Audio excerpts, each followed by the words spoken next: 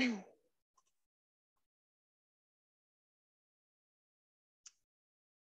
right, it's 5:30, but it looks like people are still trickling in, so maybe we'll wait another minute or so.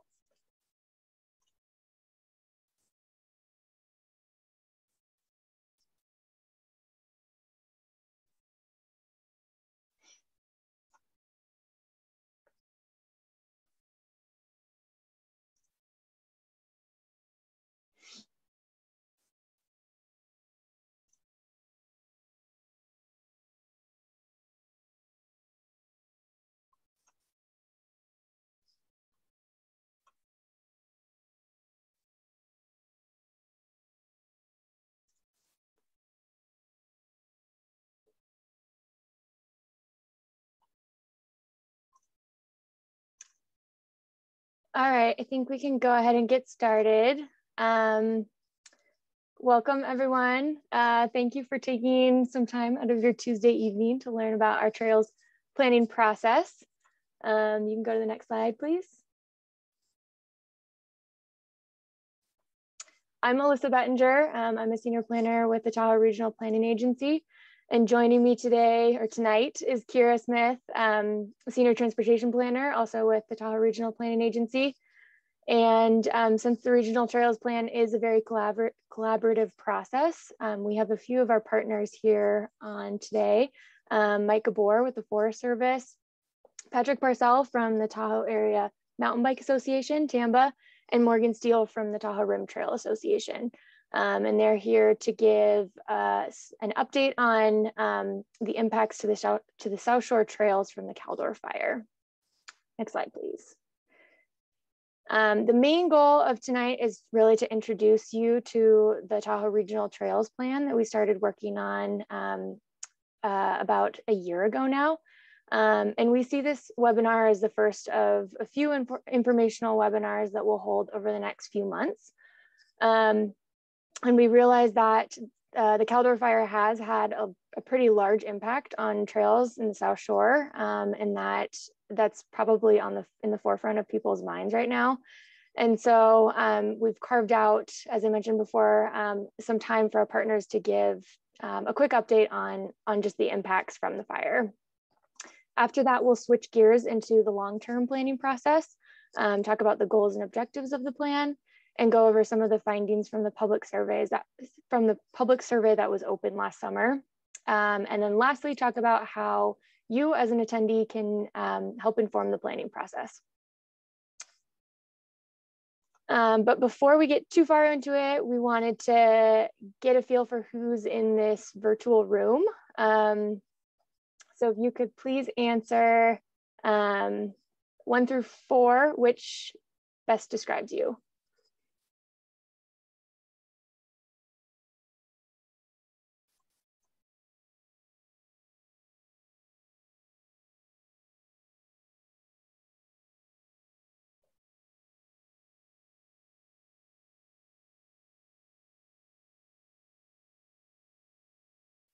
Awesome.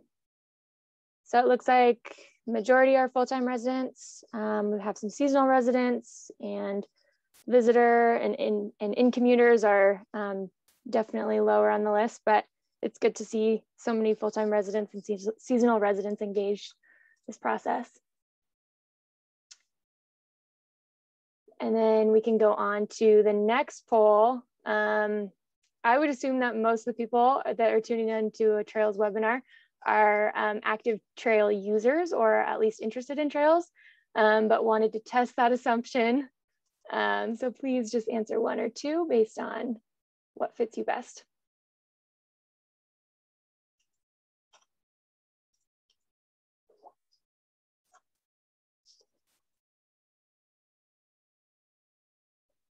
Awesome. My assumption was correct. Majority are trail users. And hopefully for those who answered no, we can understand how to get you to be a trail user or provide better access to you by the end of this webinar. Next slide, please. And whether you are an active trail user or not, most of us don't generally think about all of the planning, construction, maintenance, and management that goes on behind the scenes to have the trail network that we have today, or at least I didn't before I started working on trails. And there are multiple landowners and stewards in the basin, like the Forest Service, state parks, the Tahoe Rim Trail Association, TAMBA, and many others. And while having so many dedicated organizations to our trails in the basin is a really great thing, it can sometimes make it difficult to have a consistent long-term vision between all of these different organizations and agencies. And with trail usage continuing to increase year after year, and in addition, we're also seeing a much more diverse set of trail users out there. We found that we know that it's critical to have a long-term vision and set of priorities in place that all of these different agencies, organization, and you as the public can get behind. And so about a year ago, these organizations came together to form a steering committee. And that steering committee is made up of land managers like the Forest Service and the state parks, the Washoe Tribe, state trail steward organizations like the Tahoe Rim Trail Association and TAMBA, and organizations like the Tahoe Fund that provide a lot of the funding for our local trails right now. And also Achieve Tahoe, which is a group that promotes access to the outdoors for people with disabilities. This steering committee meets on a monthly basis. And with every meeting, we get further towards a shared vision that everyone can really get behind. Next slide, please. So you may be wondering, what does this actually mean? And so some of the specific components that will be included in the final Regional Trails Plan will be one, that consistent shared vision between all of the different agencies. It will also include a mapped inventory of trails and trailheads, which will allow us to identify where new trails could provide missing connections, and further down the road could be used on some consistent signage that we put out on the trail network to help people understand where they are. The plan will also include a priority project list for both new trails and maintenance projects for the next about 5 to 15 years. And an important part of the plan for many of our partners is laying out funding options for various types of projects. Most of the funding right now for maintenance projects come from state, local, and federal grants. And so having a roadmap for what funding can go, or what funding sources can go towards what projects is a really big asset for them. And then last, the plan will also include wayfinding recommendations that will help to bring consistent signage to dirt trails throughout the basin. So if you are on Forest Service or state park lands, or within California or Nevada, the signage in general should look similar and really reflect that you are in the Tahoe Basin. Next slide. So just a quick snippet of our timeline. You can see that we are now in phase 2, and a big part of this phase was getting public input through a stakeholder assessment and a public survey that we conducted last summer. And we'll talk about that a little bit later on in the webinar. Another part of our public outreach is doing webinars like these to get people involved and make the public aware that we are going through this process. We've also been doing some analyses using our mapped trail inventory to determine where we should focus our efforts to make sure that the plan will help create a more connected and safe trail network. And this will also help determine what is in, or what ultimately goes into our priority project list. We are expecting the plan to be completed by next summer. Next slide, please. So now I'm actually going to turn it over to Mike from the Forest Service to kick off the conversation about the trail's impact from the Caldor Fire. Okay, Alyssa, I'm attempting to share my screen. I think it's up now. Yep, we can see it. Perfect. So this hatched area here is the area of the Caldor Fire in the Lake Tahoe Basin. There's a bit up here on Echo Summit as well. And so I'm wanting to share this so folks could see the existing trails, roads, and the proposed trails that we have that we're looking at within the burn area itself. I know there's impacts to trails outside of that were from dozer lines, fire suppression activities, and such as well. And this map doesn't represent that additional area, but we do acknowledge that there was quite a few impacts to trails outside of that. I think I can zoom in a little bit here and kind of get down to talking about a couple of things. So like along the Corral Trail here and up into Connector, climbing on top of this Fountain Place Road, there's quite a bit of burn up in that area. I don't think most folks have been up there, but up in this general area at the Corral Trailhead, it's pretty high severity burn up in there, and there's not a lot of vegetation left. Soil burned pretty hot as well, specifically in this kind of area where the stream channel goes. It kind of funneled up the fire. So there's pretty intense burn kind of through this area up in here. As far as impacts to the trails goes, one of the interesting things I've seen when I've been out there now is in the area of the burn, the trail tread itself is actually fairly compacted still compared to where the soil burned adjacent to the trail. And so the existing trails are going to recover pretty quickly in the spring once we have vegetation starting to pop up in some of the forest and stuff. So I think we're going to, a lot of questions have been asked of, do we need to reroute the trails where the burn area is? And in reality, we're probably not going to be doing that, just because in the short term, the next 2-3 years, the existing trail is actually in really good condition compared to anything we would reroute the trail to. And many of our partners, TRTA and TAMBA, have been helping to clear some of the areas, open the trails back up in where the dozer line fire suppression work was done. And now we're getting into some of the burn area, and we're clearing out logs and filling in stump holes.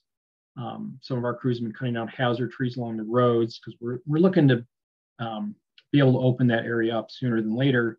And we also acknowledge that there's going to be people in there, even though that area is currently closed to the public. We know that people are going up in there, and we want to try to improve the safety of the public visiting. One particular area of note is this proposed trail. It's kind of along the Highway 89 corridor here.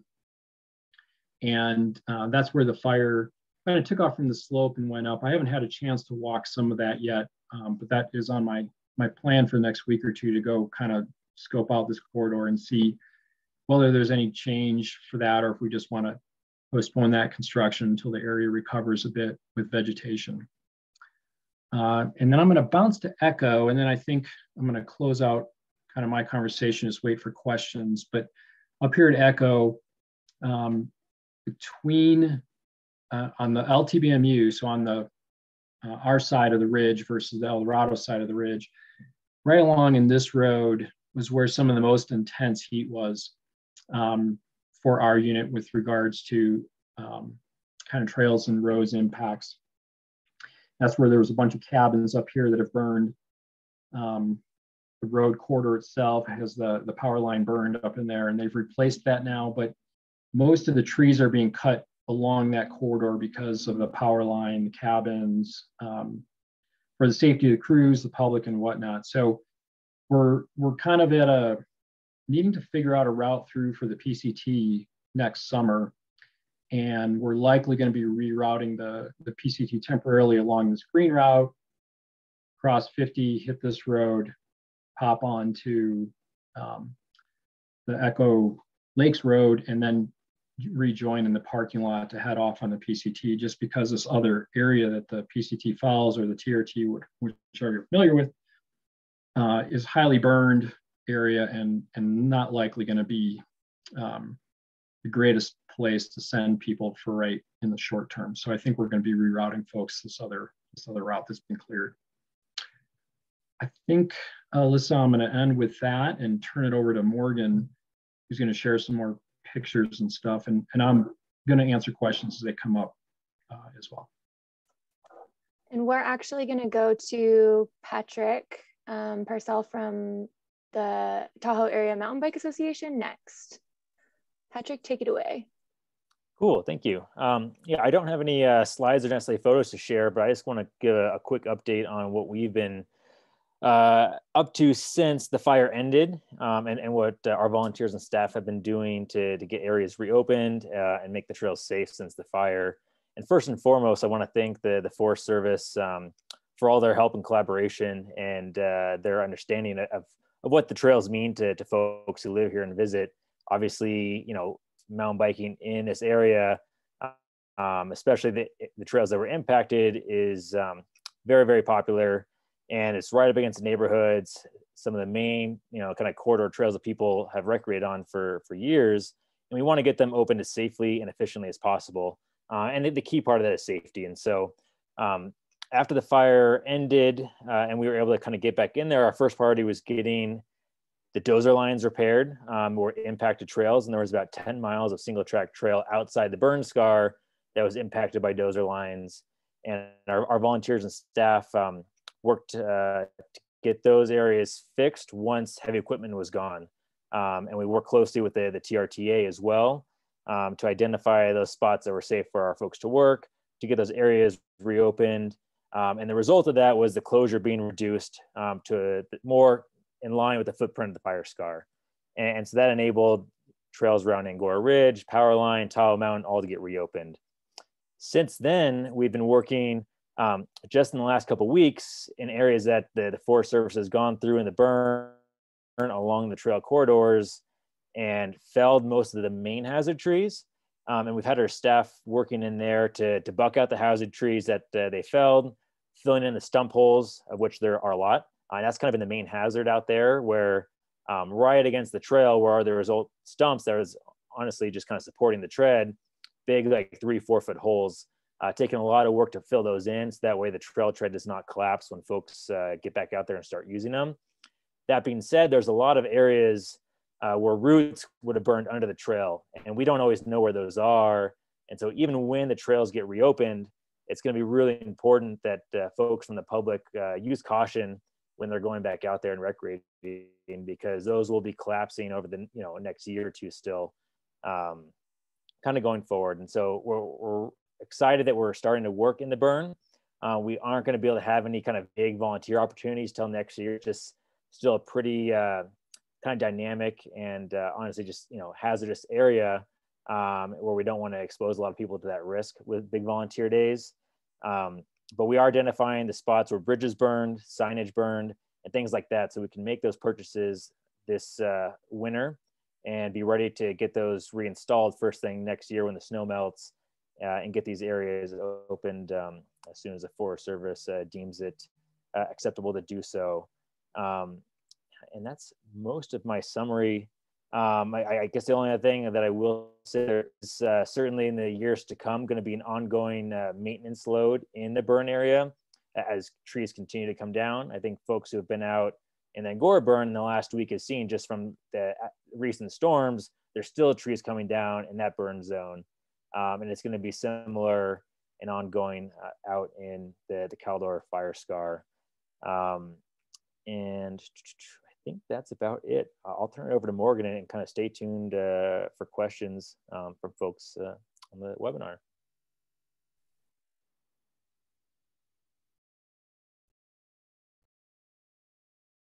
Great, thanks, Patrick.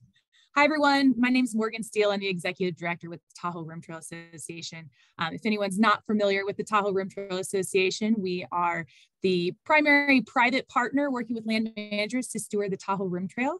We are in our 40th year this year, so we've been around for quite a while, working to maintain and enhance the trail, practice and inspire stewardship, and preserve access to the natural beauty of Lake Tahoe region.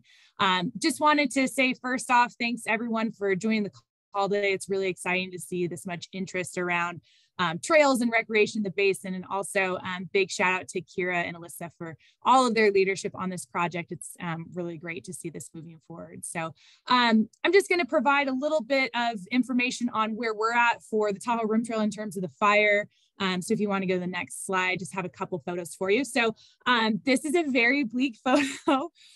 This is kind of, bleak days back in the end of August when the fire was coming over Echo Summit. we were really concerned that we were going to lose the bottom half of the Tahoe Rim Trail. Huge section of the trail, big section of the PCT. We are shared on about 50 miles of the trail with the PCT.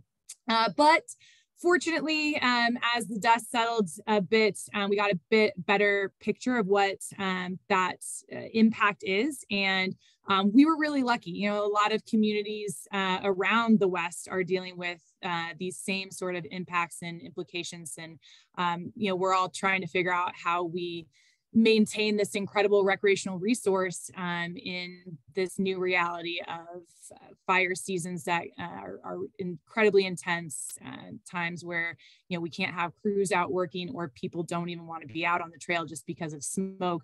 And then on top of that, we have a fire that comes into our own backyard. So we're definitely looking at not just the impacts of this fire, but really what this kind of changing climate means for recreation in the basin in total.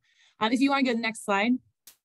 We have been able to get out in some areas of the trail, which has been really encouraging. This is just above Star Lake. And, you know, I'm sure many of you were in the same situation where we were all obsessively updating maps as the fire was happening, seeing where it was going. You hear the rumor mill and it's like, Star Lake is gone. Fortunately, it's not. Panic over. A lot of the trail is in really great shape up here. This area didn't even really have any dozer impacts, which is fantastic. If you want to go to the next slide.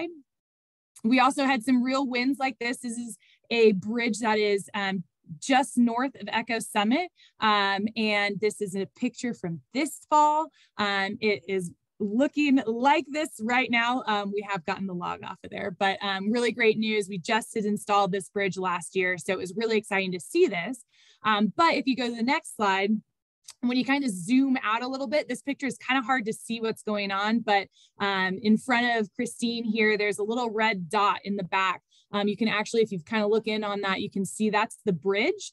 So while the bridge was just fine, the approach to the bridge, there's not much that looks like a trail there anymore. So these are some of these areas where we're really seeing some impacts from the fire suppression efforts where, yes, the fire didn't come through here, but we still have a lot of work to do to address that and get the trail back open. If you want to go to the next slide. Same sort of thing here. This is the trail corridor north of Echo Summit. Again, doesn't look much like a trail, unfortunately. There are going to be some areas like Mike was saying that this is going to be pretty easy to fix. Some areas, though, unfortunately, you know, we've invested heavily in, you know, technical rock construction, and those sort of things just got a little bulldozed over. So it's really going to be a process to get all this reconstructed. So if you want to go to the next slide, this is really where we're still have a big question mark out. So if you look at this, you can see the overlay of the burn area on the Tahoe Rim Trail.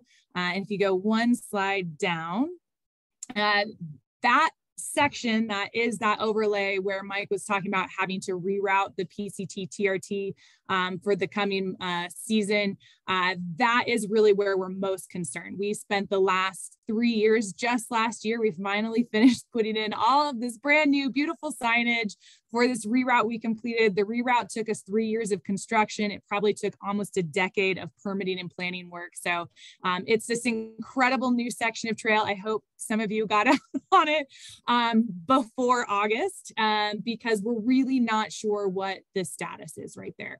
Like Mike said, this is one of those areas that burn pretty hot. If you want to go to the next slide. We haven't been able to get up in this area yet. It is on the El Dorado National Forest.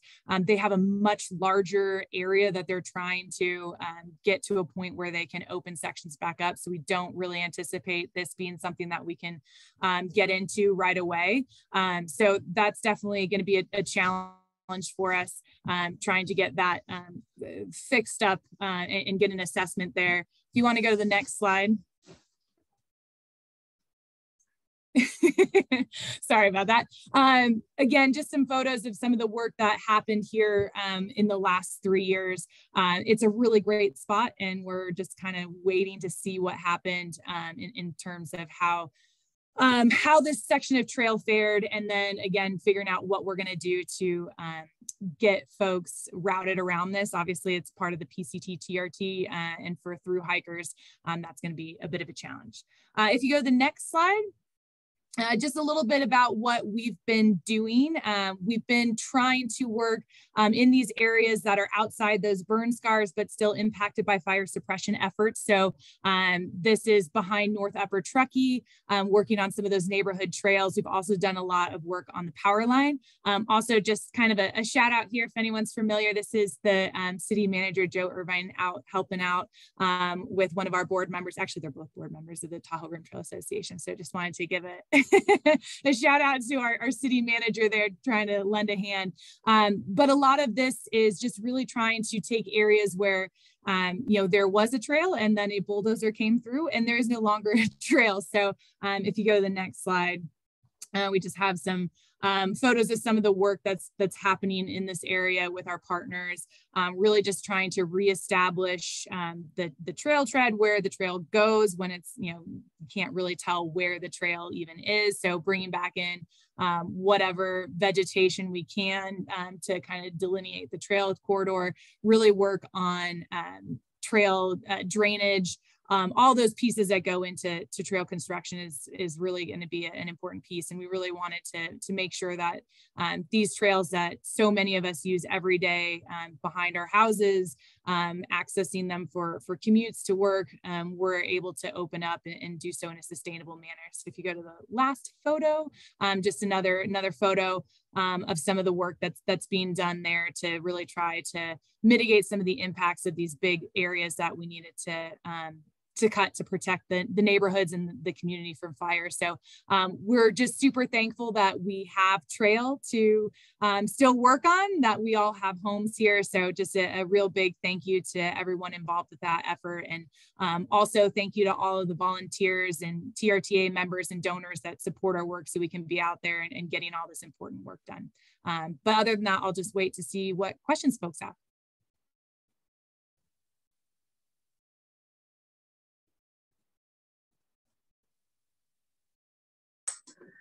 Cool, thanks, Morgan. And Patrick, Mike, if you all want to hop back on. For folks listening, if you have questions, please put them into the Q&A box. We're going to just move forward with about a 10-minute Q&A with Morgan, Mike, and Patrick, specifically about the Caldor Fire impacts to trails. And then we'll move on to the next section of the webinar where we talk about what we've done on the trails plan so far. So I am just gonna maybe try to kick it off with a question. And I don't know, probably any one of you can answer this, but why is it important to reroute trails instead of keeping the existing alignment through some of these burned areas? Or do you anticipate having to do that a lot? Kind of what's the science behind that, I guess? I'll take that first. So I think the question you're asking, Kira, is whether we're going to reroute a trail off of its existing alignment onto some other alignment. If we were to choose to do that, it would be because we have an opportunity to reroute through an area and maybe move a trail out of some other sensitive area, say a stream zone or habitat or something like that, or maybe get better grades. Again, I haven't seen that that's the case based on the trail tread being pretty compacted from use, and anything we move it to is currently pretty soft. If you go in the burn area, some of the areas are over like a foot of powder from the burn soil profile. So it's pretty, it really needs to kind of rehab before we can move a trail into an area right now, based on what I've seen up in some of the really severe burn areas. But if we were, again, it would be because there's a resource concern that we have an opportunity to take a move. And one of those I described might be the Sidewinder Trail, where it comes in near Corral. There's no trees left in between those two trails. And so what used to be a really tight, windy trail now is at times 5 and 10 feet from the Corral Trail. And it's just, there's going to be shortcutting back and forth. And so there might be a need to think about rerouting Sidewinder, unfortunately, the whole character and experience on that trail is not going to be the same for probably 10, 15 years until trees grow up again.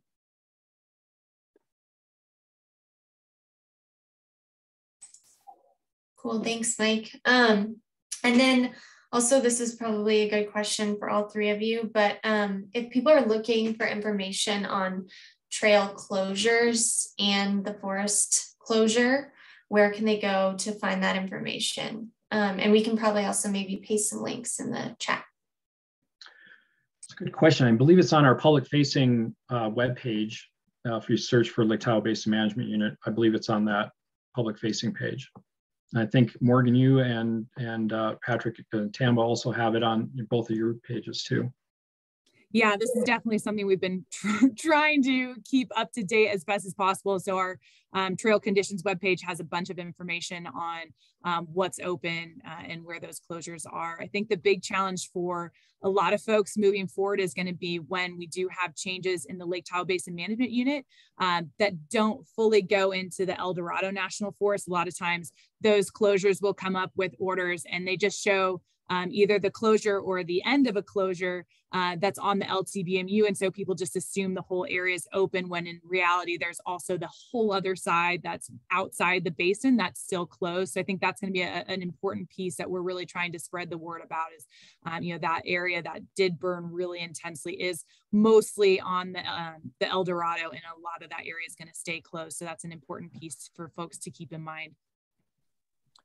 Yeah, and we get a lot of questions of just like, they just want to know what trail's open, what's closed. And that's, we have a list on our website of exactly that. And we also have an interactive map where people can kind of look and see where the various closures are as they relate to the basin, the El Dorado, and also up until recently, there were still the Tamarack fire closures that were going on just south of us by Markleyville. So yeah, trying to keep up with the kind of the changes that are happening and keep folks informed. Great, thank you. So we had a couple questions about emergency response funding, disaster recovery funding. So did any agency apply for FEMA funding to help with trail rehab as part of the fire response? Or is there any funding available for that type of like trail repair and rehab, and do you have plans to apply? Good question. So a federal agency does not qualify for FEMA funding, so we cannot apply for that color of money. That doesn't mean we're not applying for other colors of money that might be appropriate, and we are actively doing that as we develop a plan of what we need to take care of, as well as there's fundraising that's occurring. I believe the Tahoe Fund has established a Caldor Fire Trails Fund for reestablishing trails within the Caldor burn area and trails that are affected by the fire suppression. So that's a way that folks can get involved themselves and donate to the organizations like TAMBA and TRTA that are ultimately really doing a lot of heavy lift on helping us get those trails opened up and safer for the public.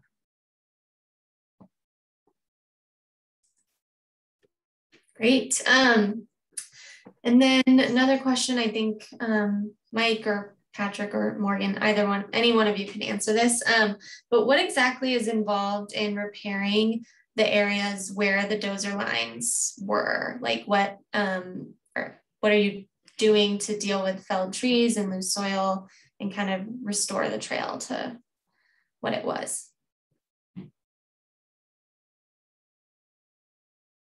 Patrick, I'll let you grab that one. Cool.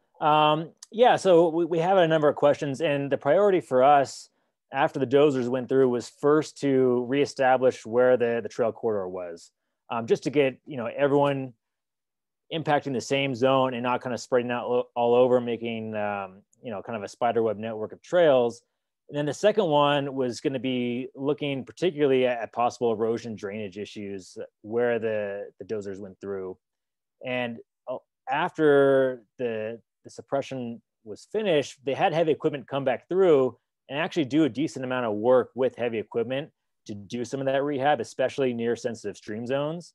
And I know I live by the North Upper Truckee neighborhood, and I've seen those dozer lines back there.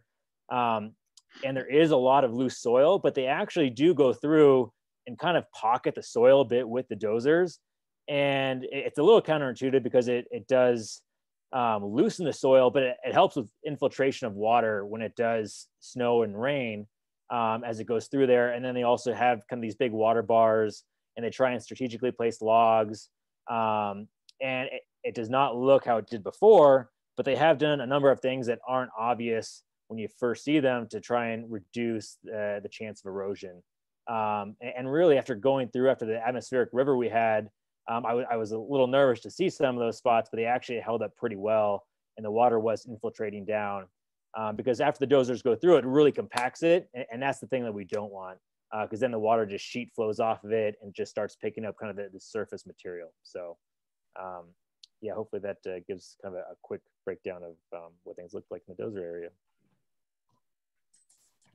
Yeah, that was great. Thank you. I have a question for you, Morgan, because you kind of talked a lot about specifically that section of the PCT and the Tahoe Rim Trail.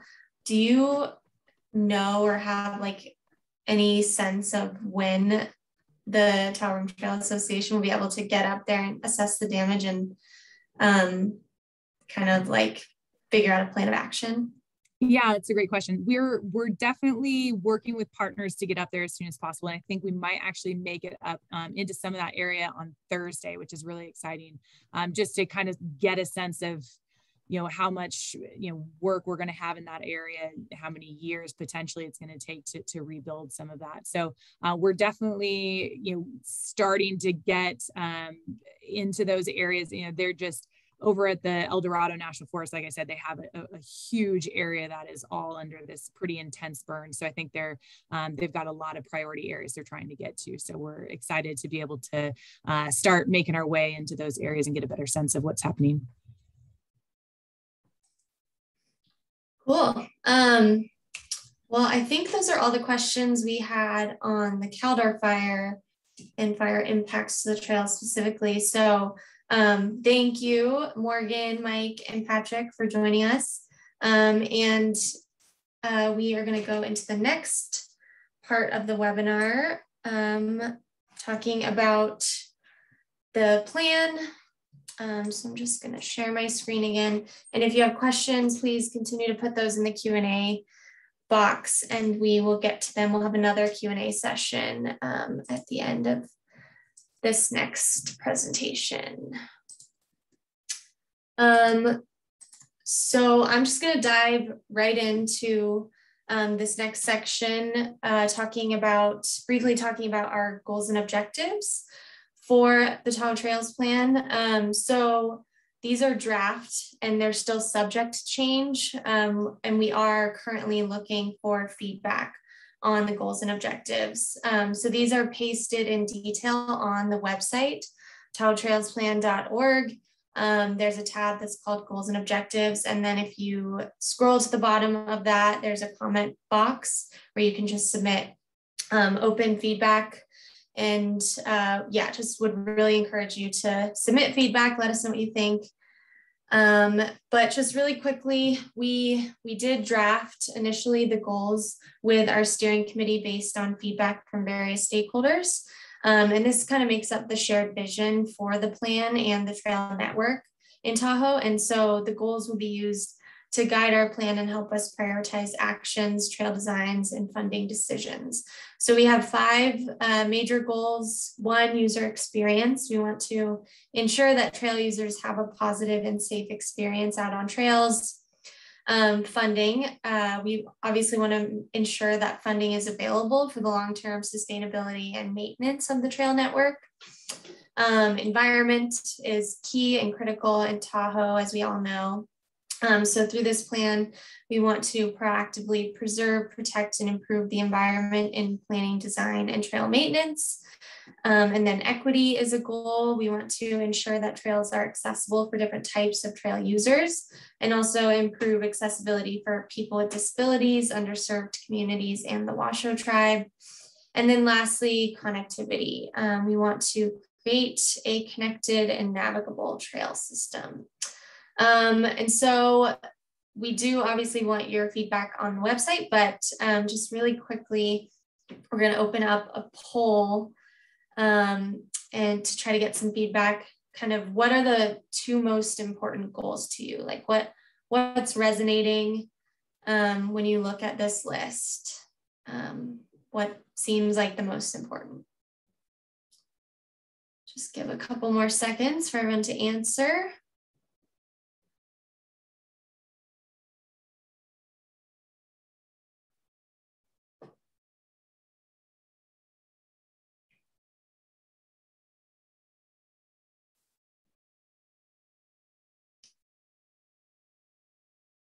Right.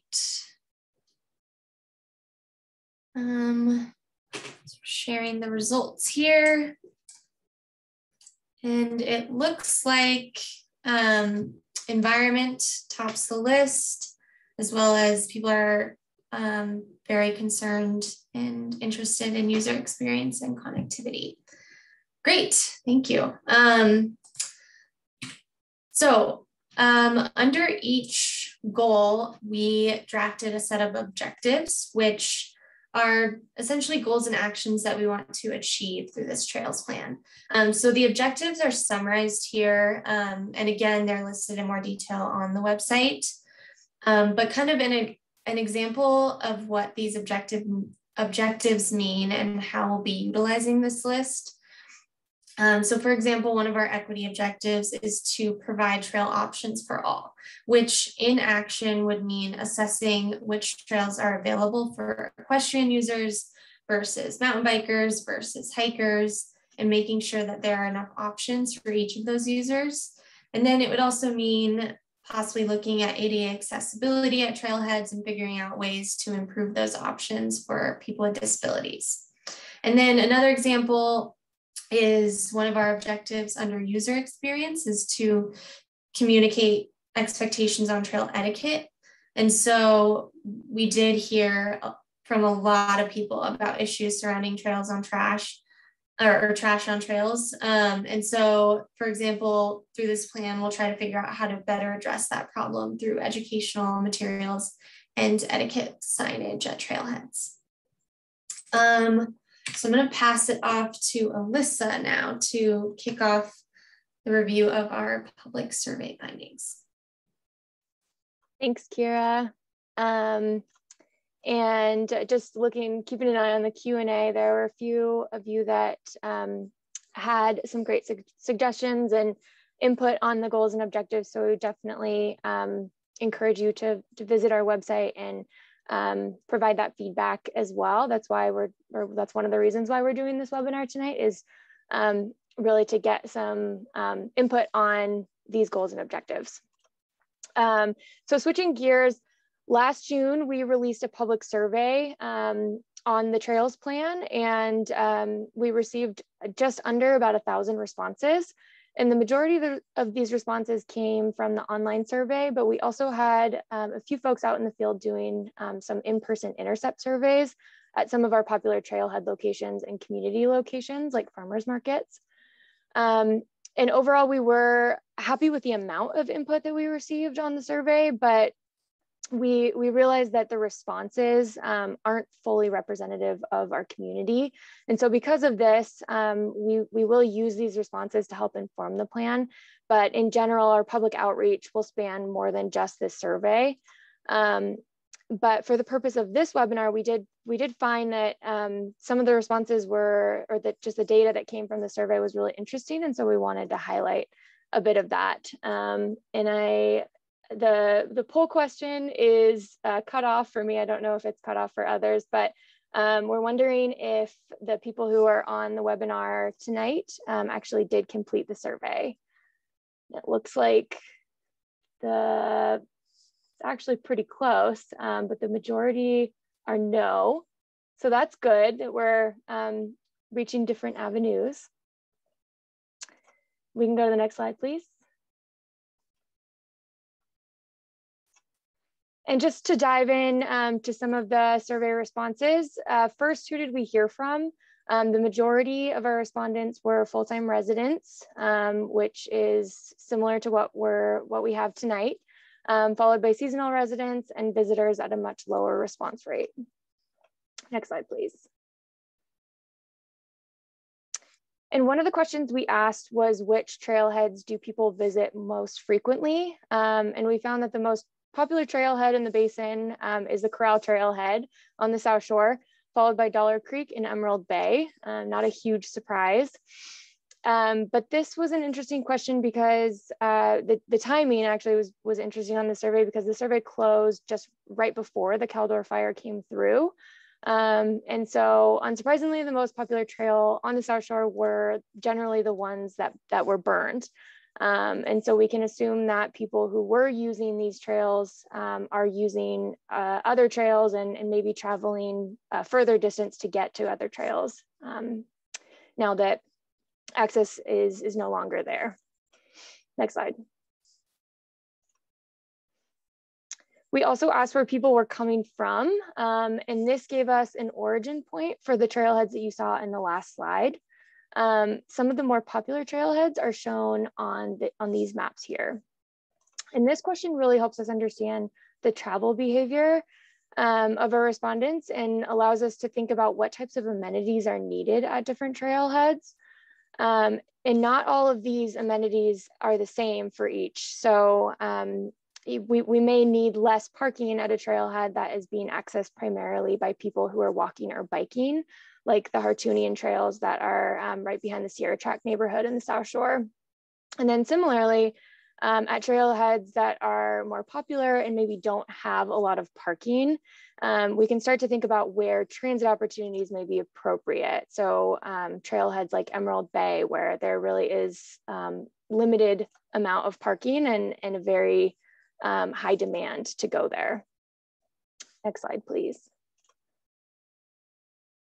And looking at the most popular trailheads for residents and visitors, we broke it out just to kind of see the difference of the user behavior and found that there definitely is some overlap, but kind of our high level takeaway is that residents might be more likely to stick to trails that are closer to home and might be less busy with users. And then whereas visitors might be more patient and more willing to go to the more scenic and popular destinations. Next slide, please. We also asked people a few questions about how they are getting to trailheads. And we found that people overwhelmingly are driving to trailheads, which is not surprising. But we also found that there was some willingness to walk or bike to trailheads if they were within a distance of about 5 miles or so. After 5 miles, people are much more likely to get into their car and drive or rely on transit if that is an option. Next slide, please.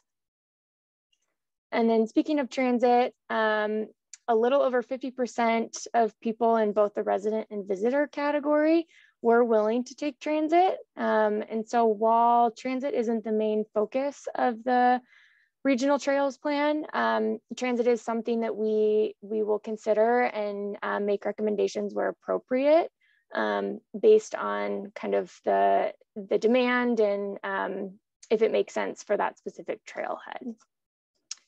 And I will turn it back over to Kira to continue this discussion. Thanks, Alyssa. Okay, so we also asked survey respondents about barriers to accessing trails. And kind of overwhelmingly, we heard from a lot of people about overcrowding as an issue. People not necessarily wanting to recreate on trails or certain trails at certain times of the week because there are too many people. And some other barriers included a lack of facilities at trailheads, which could mean not enough parking, a lack of trash cans or bathrooms, and then also distance to trailheads is an issue for some.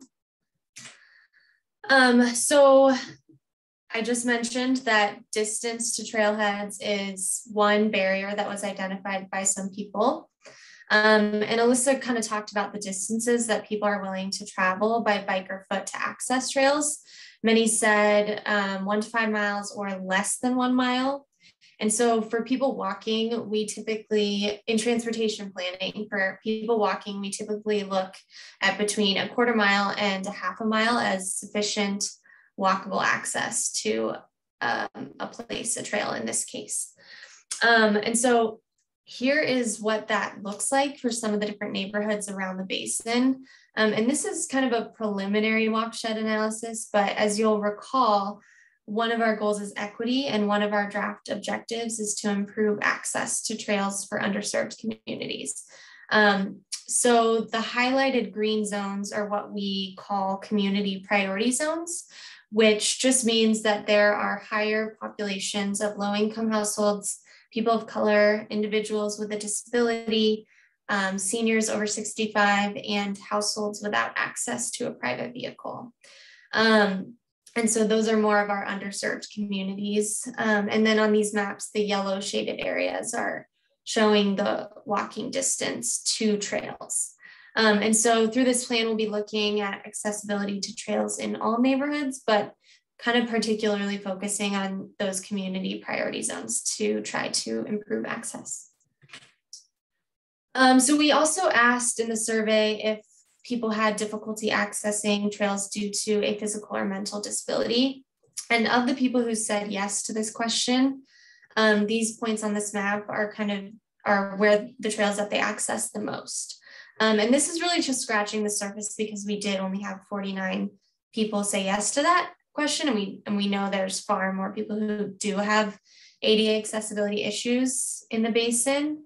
But in looking at these locations, there is some information about ADA accessibility online. And a few of these locations do have ADA parking, but mostly there's just a lack of information on what types of amenities are available. And so we know that there's a lot of work to do to bridge the information gap there. And we're also working very closely with a group called Achieve Tahoe, who works on disability advocacy and recreation for people with disabilities. They're also on our steering committee. They're experts in this, and so they can help us kind of understand better the needs of the disabled community. So we also asked survey respondents how they typically find information on trails, and most respondents use trail websites or apps like All Trails, TrailForks, or Strava. And this information will just be really helpful in understanding how we can get information on trails to different types of users. And then lastly, we asked a set of demographic questions, including race and ethnicity, age, and annual household income to help us better understand the survey respondents. And really the takeaway from this is that although we did have a great response to the survey with almost 1,000 respondents, we know that the response is not fully representative of our community. And so we are going to use this survey data to inform the plan, but we also know that we're going to have to do some more targeted outreach to fully capture the diversity represented in our communities, and that we're not relying solely on this survey data to make decisions.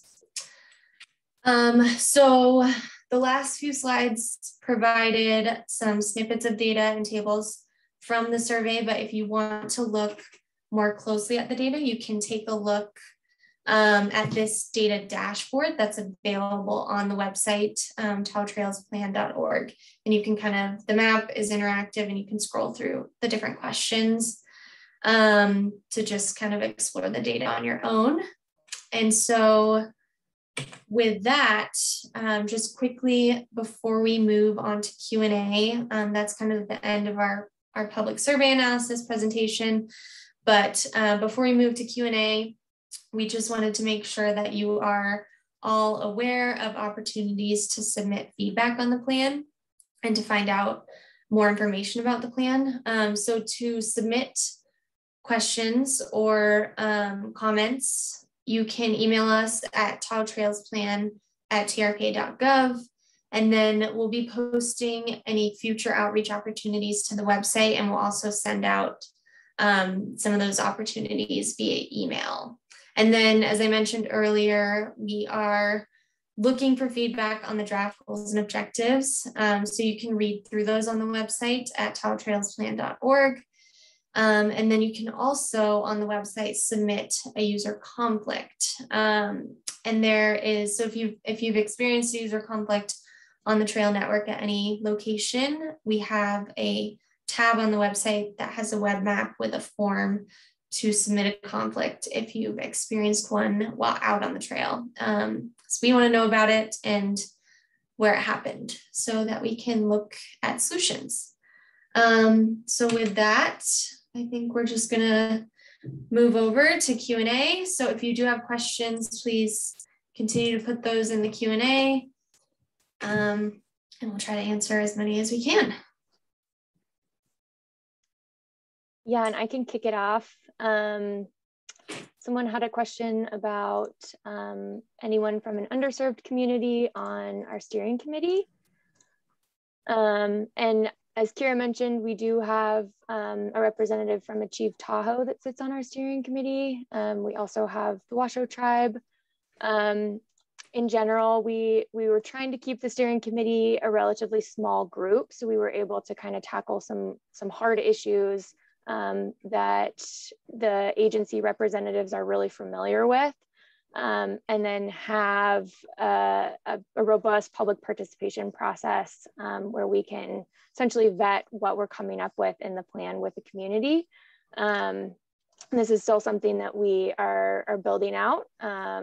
And so I think we'll definitely have and continue to look for opportunities to get underserved community members involved in our process. Let's see. Someone had a question about accessibility to recreation on public lands impacted in the winter due to reduced parking options, and whether we'll be looking at incorporating winter usage into the trails plan. Kira, do you want to answer that one? I guess is the question, sorry, just to clarify, is it more about like whether we'll be looking at winter accessibility to trails? Or? Yeah.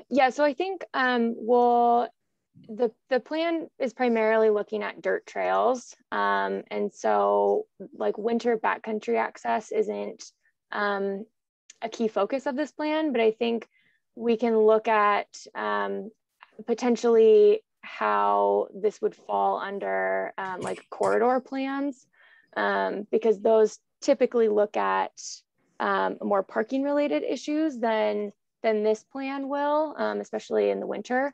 But I think that's something that we would love to follow up with you about if there's specific areas that you would like to see and how we might address that in this specific plan. Yeah, and I'll just add, this is the first regional trails planning effort that has ever happened to my knowledge in the Tahoe Basin.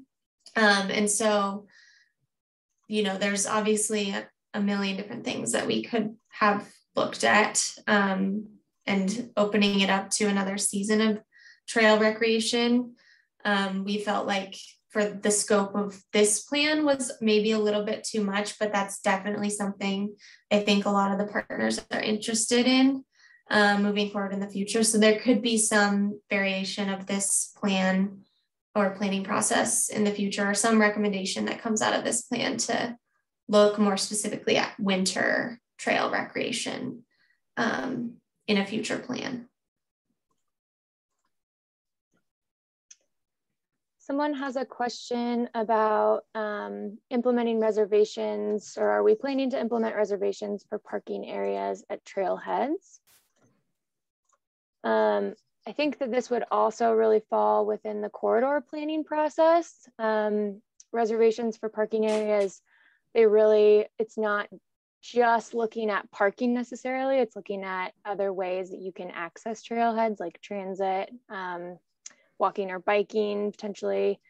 And so it does need to be looked at kind of holistically within that corridor management framework. And so the reservations might be something that we, or a reservation system might be something that we could provide recommendations for in the plan. But ultimately, that would probably fall under the corridor management planning processes. Yeah, agree. And, you know, when we started this planning process, we got a lot of questions from people wanting to see more transit to trailheads and better parking management at trailheads. And again, because this is the first regional trails plan, we could have gone really far with the scope of work. But instead of solving the basin's parking management issues through this plan and figuring out where to run transit to trails through this plan, we're, I think, more so identifying where that's needed and not necessarily how to do it. So we'll be identifying like where are there major parking issues at trailheads and recommending improvements through other planning efforts like the corridor management plan, as Alyssa mentioned. That's a great point. Let's see.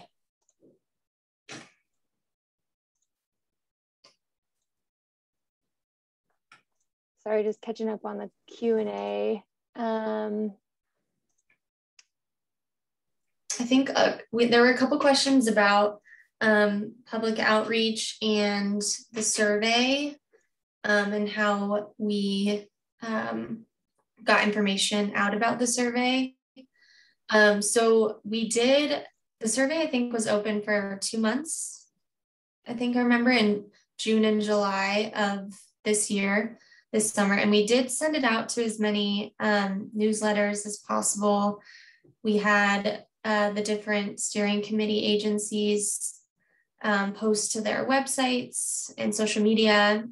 And then we also did have in-person outreach, as Alyssa mentioned in the presentation, where we were going into neighborhoods and at trailheads, asking for feedback. And kind of as with all public outreach efforts, there's no right way to do it. And it's always hard to elicit 100% response rate and get the word out to the entire community. And so, but I will say this will not be our only public outreach effort. So there will be more opportunities to provide input on the plan as we move forward with it. So if you did miss the survey, don't worry, there will be plenty more opportunities, and we'll try our best to advertise those through as many venues as we can.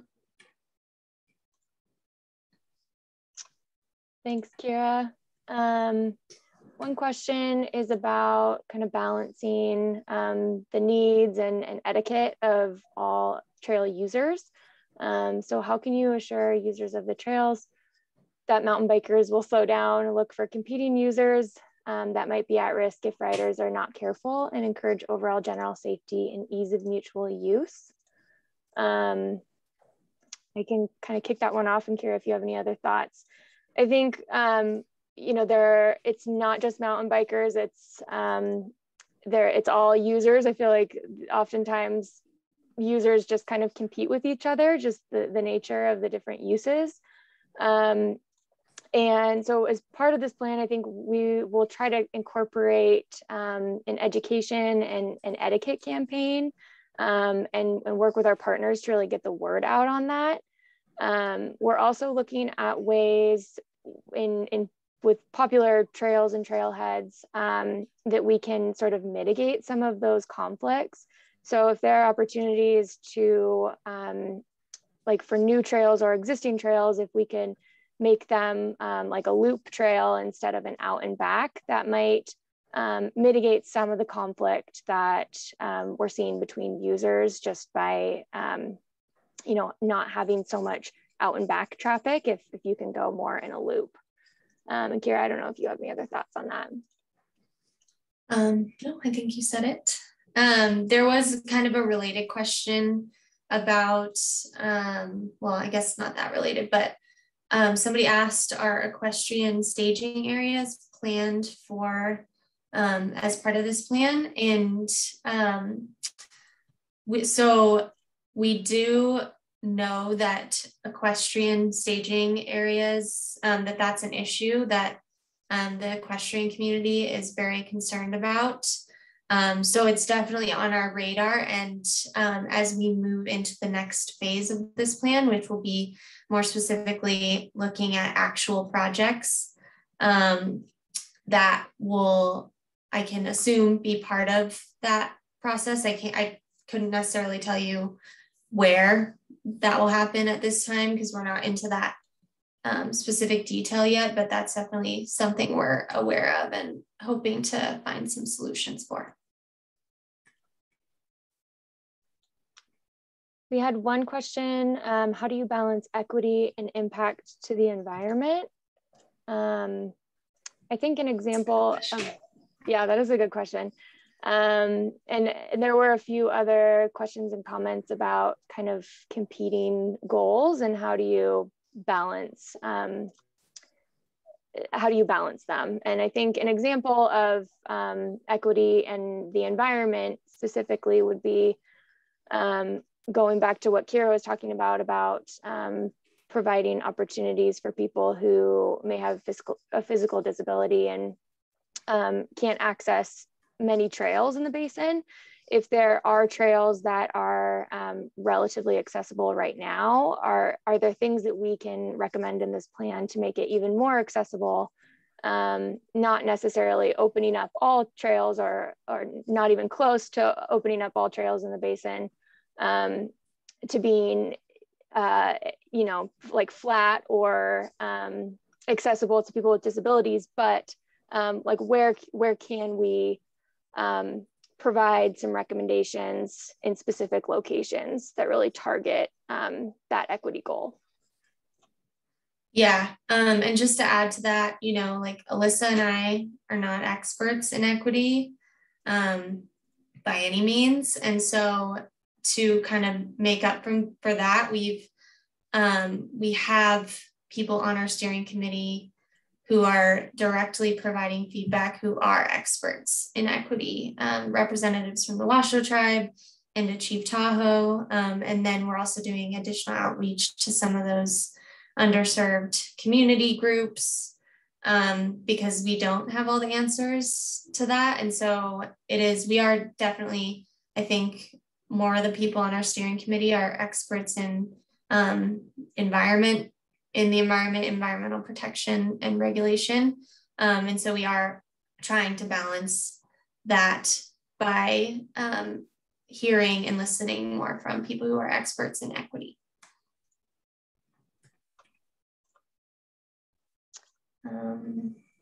We had one question about how will you measure the achievement or progress against these goals?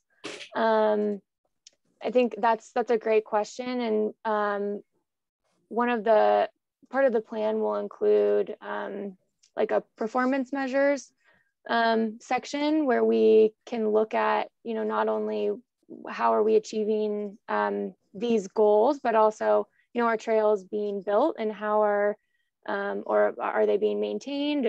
Are we able to get funding for our trails?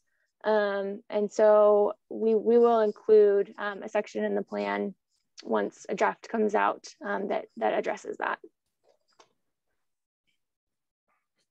Alyssa, there was one question about what priority will be given to trail maintenance versus new trails. Yeah, that's a great question too. I think our main focus is really maintaining the trails that we already do have. We have over 700 miles of trails in the basin right now. And there are definitely opportunities for new trails, but I think for the most part, we would rather better maintain our existing trails than try to get funding for new trails that later down the road, we may not actually have the funding to maintain. So really trying to focus our efforts where we feel like they could have the most bang for the buck.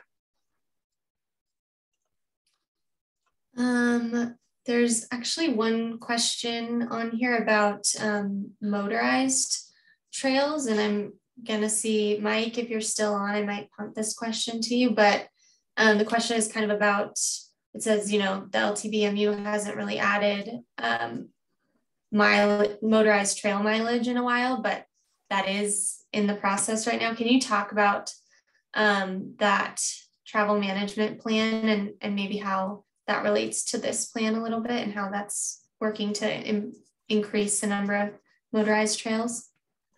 In our current environmental analysis we're doing for our trail system, we're looking at a number of motorized routes. So there is probably for the first time since I've been here, a fairly, I don't know if it's a significant number of miles, but there is a number of miles of motorized access that we're looking at in appropriate areas. When I say appropriate, I mean they're connections to trails in areas that there's already a motorized trail. For example, at Corral Trail, there's an uphill route that we're looking at that improves the access for motorized users, and that has to do with somewhat of the constraints on the motor vehicle use map in terms of season of use and making that all just flow better. So we're trying to fix some areas that have connectivity issues and connections from motorized routes to motorized routes. So there is a bit in there. You can take a look on our website for that. You'll find that draft scoping document is in there, and we're going to be coming out with a draft EA in January for that project. So I'll be looking forward to that. Should be some interesting information in there. Well, thank you. I don't know if I see any other questions we haven't addressed already. Do you see any, Alyssa?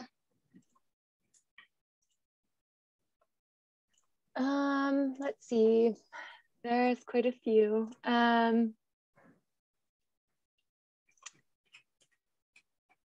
There's one comment / question. Ingor has a new bike trail. Is the plan to have segregated trails in general? And that's a great question. I don't. The idea is to not have segregated trails. Ideally, we would have a very connected trail network. But sometimes just due to the topography and the process for building a new trail, pieces of it come before other pieces. And so I think one of the goals, again, going back to the goals and objectives of the plan, is to have a connected trail network. So that's definitely something that we're going for. Yeah, definitely.